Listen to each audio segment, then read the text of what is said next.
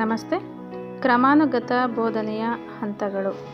ಚಿಕ್ಕ ಚಿಕ್ಕ ಹಂತಗಳ ತತ್ವ, ಸ್ವಯಂಗತಿ ತತ್ವ, ತಕ್ಷಣ ದೃಢೀಕರಣದ ತತ್ವ, ಕ್ರಿಯಾತ್ಮಕ ಅನುಕ್ರಿಯಾ ತತ್ವ, ಸ್ವಯಂ ಪರೀಕ್ಷಿಸುವ ತತ್ವ. ಪುಷ್ಟೀಕರಣದ ವಿಧಗಳು: ಧನಾತ್ಮಕ ಪುಷ್ಟೀಕರಣ, ಋಣಾತ್ಮಕ ಪುಷ್ಟೀಕರಣ ಮತ್ತು ಶಿಕ್ಷೆ ನೀಡುವುದು. ಪ್ರಮುಖ ಮನೋವಿಜ್ಞಾನಿಗಳು.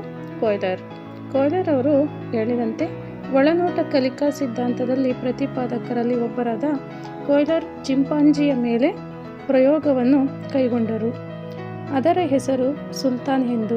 ಆ ಚಿಂಪಾಂಜಿಯ ಹೆಸರು ಸುಲ್ತಾನ್ ಎಂದು. ಆರ್ಕಿಮಿಡೀಸ್ನು ಯುರೇಕಾ ಎಂದು ಓಡಿ ಬಂದನು. ಕಲಿಕೆಯನ್ನು ಯುರೇಕಾ ಎನ್ನುವುದು ಒಳನೋಟ ಕಲಿಕೆಯನ್ನು ವ್ಯಕ್ತಪಡಿಸುತ್ತದೆ. ಬ್ರೂನರ್. ಪ್ರಮುಖ ಮನೋವಿಜ್ಞಾನಿಗಳಲ್ಲಿ ಬ್ರೂನರ್ ಸಹ ಒಬ್ಬರು.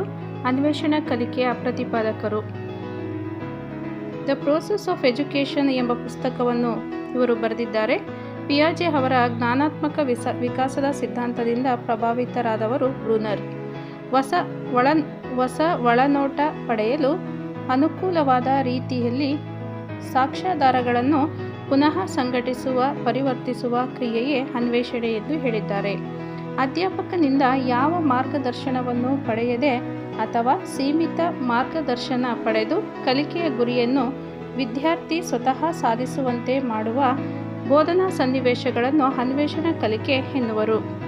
ಆಲ್ಬರ್ಟ್ ಬಂಡೂರರವರು ಸಾಮಾಜಿಕ ಕಲಿಕೆಯ ಸಿದ್ಧಾಂತದ ಪ್ರತಿಪಾದಕರು. ಇವರು ಈ ಸಿದ್ಧಾಂತವನ್ನು ಮಾದರಿ ನಿರ್ಮಾಣ ಕಲಿಕೆ, ಯತ್ನರಹಿತ ಕಲಿಕೆ ಎಂದು ಕರೆಯುತ್ತಾರೆ. ಯಾವುದೇ ಒಂದು ಪ್ರಾಣಿಯ ವರ್ತನೆಯಲ್ಲಿ ಇನ್ನೊಂದು ಪ್ರಾಣಿಯ ವರ್ತನೆಯನ್ನು ವೀಕ್ಷಿಸುವುದರ ಮೂಲಕ ಶಾಶ್ವತ ಬದಲಾವಣೆ ಉಂಟಾದರೆ ಅದನ್ನು ಮನೋವಿಜ್ಞಾನಿಗಳು ವೀಕ್ಷಣಾ ಕಲಿಕೆ